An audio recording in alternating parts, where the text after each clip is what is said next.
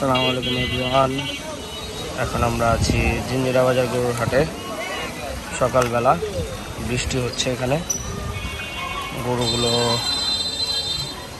মোটামুটি ভালো গরুই আছে। গরুগুলো বৃষ্টিতে ভিজতেছে, মোটামুটি ভালো গরু আসছে জিঞ্জিরা বাজার গরুর হাটে এখন পর্যন্ত।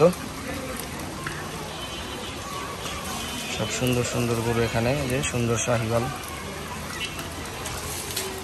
বৃষ্টির ভেতরে আমরা গরু দেখতে চলে আসলাম হাটের ভেতর। সব সুন্দর সুন্দর শাহিওয়ালগুলো এখানে।